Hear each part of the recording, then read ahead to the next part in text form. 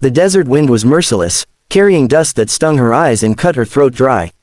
For 3 days, Maria had wandered from one abandoned trail to another, clutching her tattered shawl as hunger gnawed at her belly.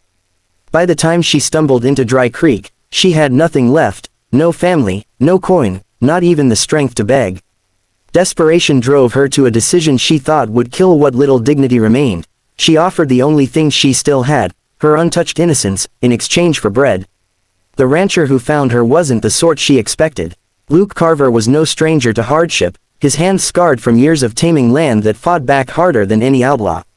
When she whispered her shameful offer, her eyes downcast, his chest tightened with something far heavier than pity. "Gold isn't what we need," he said, his voice low but firm. "You are." The words struck her like a thunderclap, both terrifying and comforting. No one had ever told her she was worth more than what she could give away. The townsfolk whispered as they saw the ragged girl walking beside the tall rancher. Some sneered, convinced she was nothing but trouble. Others looked away, unwilling to confront the raw ugliness of starvation that had driven her to such a bargain. But Luke didn't care for whispers. He led her straight to his ranch, sat her at his long wooden table, and placed food before her without another word. When she wept over a simple piece of bread, he quietly slid the plate closer. Days turned into weeks. Maria learned to work with her hands, to mend fences, to cook over a fire without burning the pot, to laugh again when the ranch hands teased her kindly. Yet every night, she lay awake with the same fear, that one day he would ask her to repay him in the way she had once offered. But he never did. Instead, he asked her to believe she was more than her hunger, more than her past. And slowly, painfully, she began to. Still, Dry Creek wasn't kind to those it didn't understand. Gossip grew, and some men muttered that Luke was a fool, wasting his strength on a girl who had nothing to her name. Maria overheard once, her chest burning with shame. But then Luke's voice rose, steady as a mountain. "You measure worth in gold. I measure it in grit. And this girl has more of that than any man I've met." For the first time in her life, Maria realized she wasn't someone's burden, she was someone's choice. The whispers grew sharper as the days rolled by. Dry Creek was a town where reputation could carry or kill, and Maria's shadowed past made her an easy target. At the general store, women turned their backs when she walked in. At the church, mothers pulled their children closer, as though her desperation might be contagious. Maria bit her lip and bore it, her shawl wrapped tightly around her shoulders, but inside her heart twisted with the fear that Luke would soon tire of defending her. One evening, the ranch faced a trial of its own. A sudden storm swept across the plains, flooding the lower fields and threatening to scatter the cattle. While the ranch hands scrambled, it was Maria who leapt into action. She waded through waist-deep water with ropes in hand, guiding terrified animals back to higher ground. The men shouted for her to get to safety, but she ignored them, her face set with a stubbornness that mirrored Luke's own. When the storm passed, half the herd was saved because of her quick thinking. Word spread fast, as it always did in Dry Creek. By dawn, the same folks who had sneered at her were whispering something new, that the girl with nothing had risked everything to save a ranch not her own. Some still doubted, their pride unwilling to admit they had misjudged her, but others began to see her not as a burden, but as a survivor with fire in her veins. Maria overheard one old ranch hand mutter to another, "That girl's got more backbone than half the men in this town." That night, as she sat by the fire, Luke handed her a mug of coffee, his eyes searching hers. "You see now," he asked gently, "it's not what you came here with that matters. It's what you've shown since." Tears pricked her eyes, but this time they weren't born of shame, they were of pride. For the first time, she dared to believe she could belong somewhere without having to trade herself for it. Yet the desert has a way of testing those who find a glimmer of peace. On the horizon, trouble was stirring, a group of desperate drifters, hungry for land, gold, or anything they could take. And when they set their sights on Dry Creek, Maria's chance to prove herself to the entire town would come sooner, and fiercer, than she ever imagined. The drifters rode in at sundown, 5 shadows against the burning horizon. They swaggered into Dry Creek with their guns loose at their sides, sneers fixed on their faces, looking for weakness to exploit. The townsfolk stiffened, their fear as sharp as the desert wind. At the saloon, glasses froze halfway to lips, at the general store, shutters clicked shut. But Maria didn't hide. She stood in the center of the street, her shawl falling back, her eyes locked on the men who thought they owned fear. One of them laughed, spitting into the dust. "What's this? The rancher's charity case," he taunted, stepping forward. The others chuckled, expecting her to shrink back. Instead, Maria bent, picked up a stone from the ground, and hurled it so hard it cracked against the man's boot. "You don't scare me," she said, her voice clear and steady, carrying farther than she thought possible. The street fell silent. The leader snarled, his hand hovering near his revolver. But before he could draw, Luke stepped out from the boardwalk, his rifle resting casually in the crook of his arm. "You heard her," he said evenly. "Dry Creek doesn't need gold, and it sure doesn't need the likes of you." The tension crackled like lightning, but the most shocking part wasn't Luke's words, it was that Maria hadn't flinched. She stood tall, chin high, as though she had always belonged in the middle of that dusty street. The drifters, realizing the town was watching, tried to laugh it off. But they left that night under the cold weight of stares, not chased by bullets, but by shame. Maria had given Dry Creek something it hadn't had in years, a reason to be proud, a reminder of courage. In the hush that followed, people looked at her differently, not as the girl who had once tried to trade her body for bread, but as someone who had stood unarmed before armed men and did not bow. Later, when the town gathered at the church, the preacher said softly, "It seems the Lord didn't send us gold or fortune, he sent us her." Maria, sitting at the back, felt heat flood her face. She had no words, only the realization that for the first time in her life, she wasn't an outcast. She was part of something bigger, something that needed her. And that was worth more than all the food, gold, or comfort she had once thought she'd never have. The morning after the drifters' retreat, Dry Creek buzzed like a hive. Shopkeepers spoke her name in hushed tones, children peered at her with wide eyes, and even the sharp-tongued women at the general store paused when she walked in. For the first time, Maria wasn't being avoided, she was being watched, measured, weighed anew. It unsettled her, but it also lit a spark. Maybe, just maybe, she could be more than the girl people pitied. Her chance came sooner than expected. A fire broke out in the blacksmith's barn, flames licking high into the night sky. The townsfolk, panicked, shouting, stumbling over each other as sparks rained down. Maria didn't wait to be told. She grabbed buckets, rallied the children to form a line to the well, and barked orders as though she'd lived there all her life. Men twice her age obeyed without hesitation, and when the fire was finally beaten back, the barn still stood, charred, but not destroyed. The blacksmith, a gruff man who had never once spoken kindly to her, stood before the crowd with tears in his smoke-streaked eyes. "We'd have lost it all if not for her," he said, his voice raw. The words rippled through Dry Creek like a bell tolling. Maria felt her knees weaken, but Luke's steady hand was suddenly at her back, holding her upright, his quiet pride speaking louder than any cheer. By dawn, her name was no longer whispered with suspicion, it was spoken with gratitude. Families she had once seen turn away now invited her to share meals, women asked her advice, and the children clung to her skirts when she passed. For the first time, Maria walked through town with her head lifted, the burden of shame slipping from her shoulders like a shed skin. That night, under the stars, Luke found her sitting on the porch, her shawl wrapped tight but her smile soft. "Do you see it now?" he asked, just as he had once before. She nodded, tears in her eyes. "I thought I was nothing," she whispered. "But you showed me I was something worth saving." Luke shook his head gently. "No, Maria, you showed them, and me.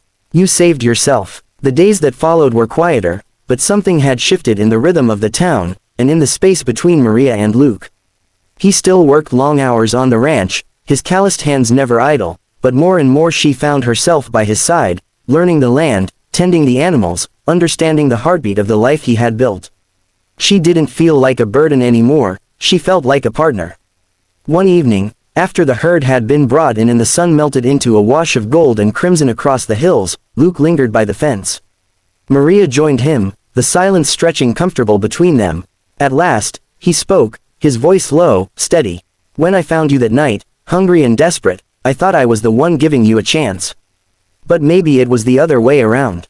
Maybe you were giving me something I didn't know I was missing." Her breath caught. No one had ever spoken to her like that, not with pity, not with hunger, but with a kind of reverence that made her chest ache. She turned toward him, unsure of her words, until his hand brushed hers lightly, as though testing if she'd pull away. She didn't. Instead, her fingers curled into his, hesitant but certain. That small touch grew into something unspoken yet undeniable. When he rode into town, She walked beside him, no longer hanging back. When the townsfolk gathered for church or for work, they began to see them as one, two souls bound not by scandal or charity, but by choice. Children whispered about how the rancher looked at her, women noticed the quiet smile that played on her lips when she caught his gaze. But with acceptance came whispers of envy and fear. A few in Dry Creek still clung to old judgments, muttering that a woman who had once offered herself for food could never be trusted with respect, let alone love. Maria heard the whispers in the corners, saw the narrowed eyes. And though Luke's steady presence gave her strength, she knew proving herself wasn't over. She would have to face those doubts head-on. That night, lying awake under the quilt she had mended with her own hands, Maria realized something startling. It wasn't just survival anymore. It wasn't even just belonging. For the first time, she wanted a future, one built not out of desperation, but out of choice, out of love. And the thought both terrified and thrilled her. The test came when word spread that the drifters had returned, this time with more men, and with a plan. They weren't just after food or drink, they wanted Dry Creek itself. Fear rippled through the town like a storm. The sheriff was too old, his deputies too few. Neighbors whispered of leaving, abandoning everything they had built rather than facing the wrath of men with guns. Maria refused to let that happen. She stood in the middle of the church hall as the arguments flared, some demanding to fight, others demanding to flee. Her voice, clear and steady, cut through the noise. If you run now, you'll spend the rest of your lives running. This town has given us all something worth standing for. We can't let fear take it away. The room stilled. Even the men who had doubted her found themselves listening, caught off guard by the fire in her words. Luke watched her with pride, though he stayed silent. This was Maria's moment. She laid out a plan, how the townsfolk could fortify the barns, set traps along the main road, and use the church bell as a signal if the drifters came. It wasn't the desperate plea of a frightened girl, it was the strategy of someone who had learned to survive, someone who had found her voice. By the time she finished, the room was no longer filled with fear but with resolve. When the day came, the drifters thundered down the road, expecting an easy victory. Instead, they found a town united, barricades raised, rifles aimed, and a bell tolling like thunder. Shots rang out, dust rising in chaos, but Dry Creek held its ground. Maria moved among them, fearless, carrying water, steadying hands, calling out encouragement when spirits faltered. By dusk, the drifters retreated again, humiliated and beaten, leaving Dry Creek stronger than before. That night, under the glow of lanterns, the townsfolk gathered not to whisper doubts but to raise their voices in gratitude. They called her brave, called her a leader, called her one of their own. And for the first time, Maria didn't shrink from the words. She stood beside Luke, her hand in his, knowing she had not only found a place in Dry Creek, she had helped save it. The night after the fight, Dry Creek was eerily calm. The townsfolk had returned to their homes, lanterns flickering in windows, prayers of thanks murmured into the dark. But Maria couldn't sleep. She sat on the ranch porch, her shawl wrapped tight, staring at the horizon where the drifters had disappeared. Her body was weary, but her heart was restless, alive in a way it had never been before. Luke came out quietly, his boots soft against the wood, carrying 2 mugs of coffee. He handed one to her without a word, then settled beside her. For a while, they drank in silence, the air between them heavy with everything unspoken. Finally, Luke set his mug down and turned to her. His voice was low, roughened not by weariness, but by something deeper. Maria, I don't want to pretend anymore. What I feel for you, it isn't just gratitude. It isn't just respect, it's more. Her breath caught, her fingers tightening around the warm mug. She looked at him, and in the flicker of the porch lantern she saw no pity, no judgment, only longing, steady and real. I've spent my whole life thinking I wasn't worth anything, she whispered. And then you made me believe I could be more. But what if I fail you? Luke reached for her hand, strong and certain. Then we fail together. But I don't think you're going to fail. You've already carried this town on your shoulders. You carried me, too, though I was too stubborn to admit it. Maria, you're everything I didn't know I was searching for. The tears that slipped down her cheeks were not of sorrow, but of release. For once, she didn't hide them. She let him see, let him lean in, let the space between them vanish.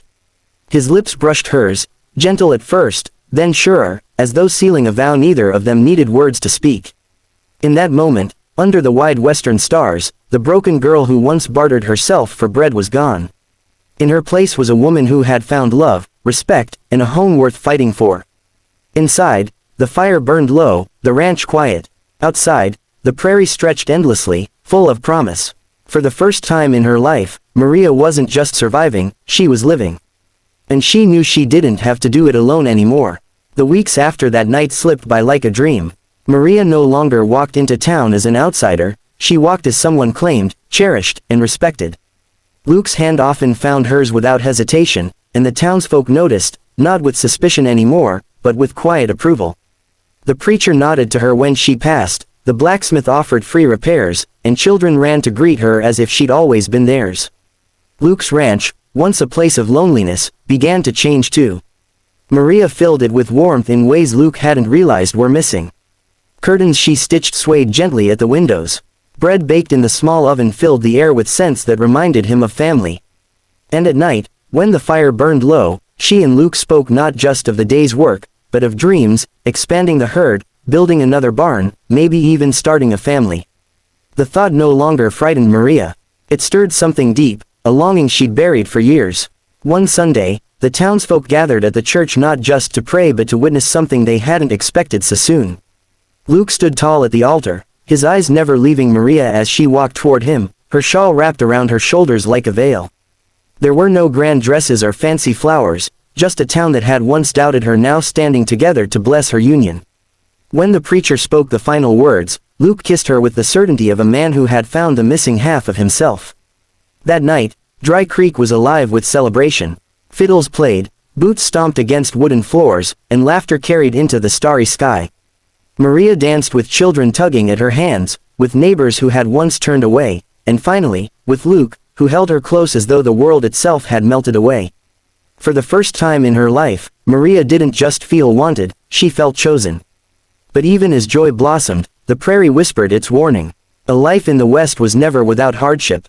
Storms brewed on the horizon, both in the sky and in the hearts of men who hadn't forgotten their grudges. Maria knew her story wasn't finished. It was only beginning, yet as she leaned into Luke's embrace, she found herself unafraid. Whatever came next, she would face it not as the girl who once begged for bread, but as a woman who had found love, strength, and a place to belong. Married life was not the fairy tale Maria had once secretly dreamed of as a starving girl, it was something harder, something truer. She rose before the sun, her hands blistering from work in the fields, her skirt stained with dust and sweat. Yet every ache felt like proof of belonging. She and Luke worked side by side, mending fences, tending calves, planting gardens that might one day feed more than just themselves. Each night they returned to the porch, exhausted but alive, and Maria would rest her head against Luke's shoulder as the prairie sang its endless song of crickets and wind. The townsfolk often visited, bringing pies, bolts of fabric, and small tokens of goodwill. Women who once sneered now asked Maria's advice on mending or keeping house. The children she had once fed scraps to on the street came running to the ranch for treats, tugging at her skirts with giggles. She felt herself woven into the fabric of Dry Creek, not a tattered patch, but a strong thread, holding firm. But peace on the frontier was always fragile. One hot afternoon, as Maria carried water from the well, a rider appeared on the ridge. He was broad-shouldered, his hat pulled low, his stallion kicking up dust. Luke stiffened at the sight of him. When the man dismounted, his boots crunching on the dirt, Maria felt the air tighten. He looked like Luke, same sharp jaw, same steady eyes, but colder, harder. "Didn't think you'd still be here," the man said, his voice edged like steel. "And married, no less." To her, his gaze flicked to Maria, not with respect, but with judgment that cut deeper than words. Luke stepped forward, jaw clenched. "Maria, this is my brother, Caleb. He left Dry Creek years ago. I didn't think he'd come back." Caleb smirked, his eyes narrowing. "I came back because what's mine was left behind. And you've gone and laid claim to it. The ranch, the land, maybe even more." His meaning was clear. He hadn't come to reunite, he'd come to challenge. Maria's heart pounded, but she did not retreat. She had faced hunger, shame, and armed drifters. She wouldn't let Luke stand alone now, not even against his own blood. Whatever Caleb's intentions, she knew one thing with burning certainty: this new life was hers too, and she would fight to keep it. The days after Caleb's return were heavy with unease. He lingered in town, his presence like a shadow stretching across the streets. People whispered when he passed, noting how much he resembled Luke, yet how different his manner was, sharp where Luke was steady, restless where Luke was rooted. Maria felt the weight of his eyes on her every time they crossed paths, and though he spoke little, his silence was heavy with accusation. At the ranch, Luke grew quieter, too. He didn't often speak of his past, but now fragments surfaced, stories of how he and Caleb had once worked the same land, how their father had intended them to share the ranch, until Caleb had left in anger, chasing fortune and leaving Luke to bear the burden. He thinks he's owed, Luke muttered one night by the fire. But he abandoned this place. He abandoned me. Maria touched his hand gently. Then he has no claim, she said softly. But both of them knew that in the West, claim was not always decided by fairness, it was decided by strength. Caleb made his intentions clear soon enough. One evening in the saloon, with half the town listening, he raised his glass and declared, "The ranch belongs to me as much as it does to my brother. And I'll take back what's mine, one way or another." The room stiffened. No one challenged him outright, but the air was thick with expectation. Some townsfolk even began to wonder aloud, was it true? Did Maria and Luke build their life on land that wasn't fully theirs? Doubt is a dangerous seed, and Caleb knew just where to plant it. Maria felt the strain keenly. At the market, she overheard women questioning whether she had married Luke for the ranch. In church, she caught the flicker of suspicion in eyes that had once shone with warmth. She stood taller than she felt, refusing to bow to the whispers, but the isolation gnawed at her heart. Luke's support never wavered, his hand steady at her back, his voice calm when others stirred trouble, but she saw the lines of worry deepening in his face. One night, as thunder rolled low across the plains, Caleb rode up to the ranch. Rain began to fall in heavy drops, soaking his coat as he called out, his voice carrying over the storm. "Luke, Maria, come out and face me. You think this place is yours, but it's mine by blood, and I'll have it, by law, or by force." Lightning split the sky, illuminating his defiant figure. Maria's pulse quickened, but when Luke stepped out into the storm beside her, she felt no fear. Whatever fight Caleb meant to bring, she and Luke would face it together. The storm raged, but it was nothing compared to the fury in Caleb's eyes. He stood at the edge of the porch, rain dripping from his hat brim, his hand hovering near the revolver at his hip. Luke stayed still, his stance calm but unyielding, every muscle taut as a drawn bow. Maria, standing in the doorway, felt her breath catch as she realized what Caleb wanted wasn't negotiation, it was a fight. "You always thought you were better than me," Caleb shouted over the thunder. "Father's favorite, the loyal son, but I bled for this land too, and I won't let you steal what's mine." His hand twitched toward the gun, and Maria felt her heart leap into her throat. Luke's voice was steady, low but carrying. "You left, Caleb, you chose the road, the gold, the whiskey. I stayed, I worked. The land remembers who tends it, and it doesn't belong to you anymore." For a heartbeat, silence hung thick as the storm. Then Caleb drew. The crack of lightning split the sky at the same moment as the crack of his gun. But Luke was faster. His revolver flashed, and Caleb's hat flew off as the bullet seared past his ear, burying itself in the post behind him. The storm swallowed the sound, leaving only Caleb's ragged breathing and the smell of gunpowder hanging heavy in the wet night. Maria rushed forward, but Luke's arm shot out to stop her. His eyes never left his brother's. "I could have killed you," Luke said quietly. "But I didn't. Leave, Caleb, leave before pride writes your grave in this soil." For a long moment, Caleb just stood there, his chest heaving, his drenched hair plastered to his forehead. Hatless, humiliated, his eyes burned with a mixture of hatred and something else, shame, maybe, or the faint sting of brotherly love buried too deep to save. Without another word, he turned, mounted his horse, and rode off into the storm. Maria clutched Luke's arm, her fingers trembling. He holstered his gun, his shoulders heavy with both relief and sorrow. "He'll be back," Luke murmured, staring at the disappearing silhouette. Men like Caleb don't give up so easy. But as Maria pressed her face against his chest, listening to the steady thud of his heart, she whispered, "Then when he comes, we'll face him together. Just like we always will." And for the first time since Caleb had returned, Luke allowed himself to believe her. Caleb disappeared into the storm that night, but his absence didn't bring peace. For days, Dry Creek sat on edge. The saloon was filled with whispers. Some said Caleb had ridden south to join up with drifters, others claimed he was gathering men in the mining camps. Maria felt the tension every time she stepped into town, eyes darting, conversation stopping when she walked past. Though the townsfolk respected her, doubt was spreading again. Was she and Luke's fight with Caleb going to bring ruin down on all of them? Luke tried to keep working the ranch as though nothing had changed, but Maria saw the way he looked at the horizon each evening, waiting. The land itself seemed restless, the cattle skittish, the dogs barking at shadows. Maria did not sleep well. Every creak of the ranch house made her sit up, every howl of wind set her heart racing.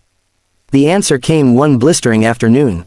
Dust rose on the ridge, 5 riders, armed and grim, with Caleb at their head.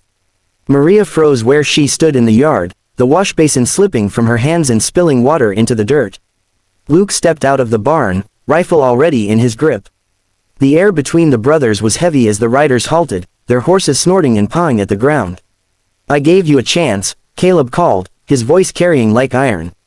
"But you've left me no choice. This land's mine by blood, and I brought men who'll see it done. You can hand it over, or we'll take it."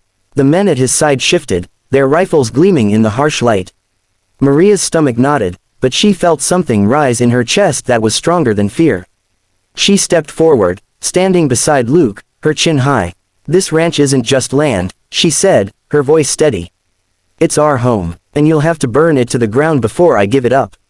The words startled even Caleb's men, who glanced at one another uneasily. Caleb sneered, but Maria saw the flicker of doubt in his eyes.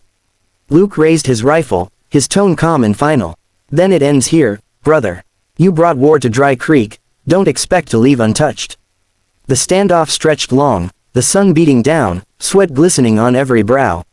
Somewhere in the distance, a hawk screamed across the canyon, and Maria realized the truth. By nightfall, Dry Creek would either stand strong, or bleed. The silence snapped like a whip. Caleb's hand shot to his revolver, and the men beside him raised their rifles. Luke's shot rang out first, the crack echoing across the open land. One of Caleb's riders toppled from his horse, hitting the dirt with a heavy thud. The spell was broken, gunfire erupted, the dry air filling with smoke and thunder. Horses reared, bullets whined past, and Maria ducked behind the water trough, heart pounding like a drum in her chest. Luke moved like a man born for it, calm, precise, every shot deliberate.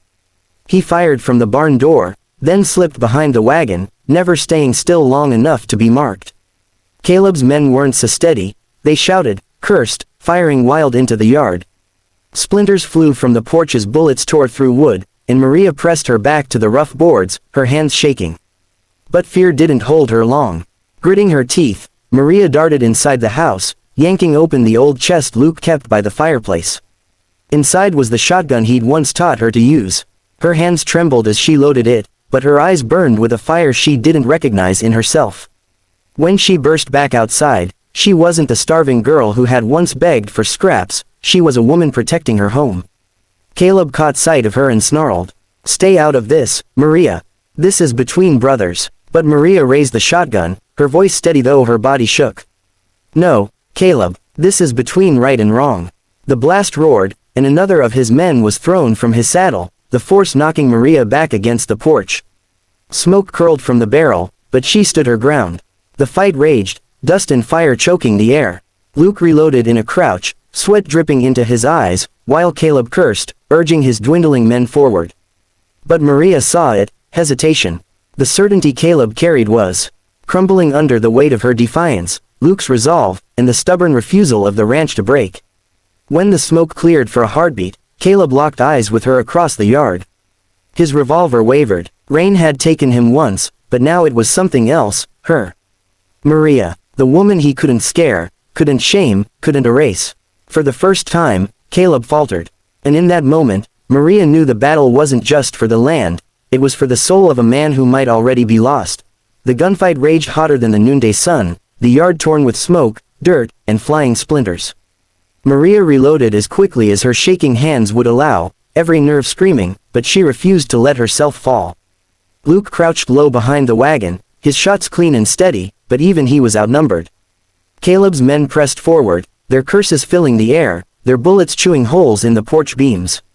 Then, just as Maria thought the ranch would be swallowed whole, the sharp peal of the church bell split the chaos. Its toll carried across the plain, deep and urgent. Moments later, Hoofbeats thundered from the ridge, and shapes appeared through the haze, men and women of Dry Creek, rifles raised, jaws tight with resolve. The blacksmith rode in front, his broad shoulders hunched over his mount. The preacher followed, Bible in one hand, shotgun in the other. The tide shifted in an instant. Caleb's men faltered as the town surged forward, taking positions behind wagons, fence posts, and water barrels. Shots cracked from every angle, bullets striking the dirt at the outlaws' feet, sending them scrambling. Maria felt tears sting her eyes, not from fear, but from awe. These were the same people who had once doubted her, whispered about her. Now they came for her. For Luke, for the ranch that had become theirs as much as hers. Stand down, Caleb, the blacksmith roared, firing a warning shot that sent one of Caleb's riders tumbling from his horse. You'll not claim what's been earned with sweat and blood, not while Dry Creek stands. Caleb's face twisted with fury, but Maria could see the crack forming. His men were outnumbered now, their resolve crumbling under the weight of the town's unity. For every outlaw's shout, a dozen townsfolk voices rose louder. And through the smoke, Maria caught Caleb's gaze once more. His revolver sagged at his side, his chest heaving. Pride had driven him here, but pride couldn't win against a whole town standing as one. At last, he spat into the dirt, eyes blazing with humiliation. This isn't over, he growled. He wheeled his horse sharply, the remaining men following in a ragged retreat, dust rising behind them as they vanished into the horizon. The sudden silence was deafening, broken only by the labored breaths of the townsfolk and the ringing echo of the last shot fired. Maria lowered her shotgun, her body trembling with exhaustion, but when she looked at Luke, his steady hand was already there, catching hers, grounding her. Around them, the townsfolk cheered, not wild or rowdy, but with a deep, steady pride. Dry Creek had faced the storm, and it had not broken.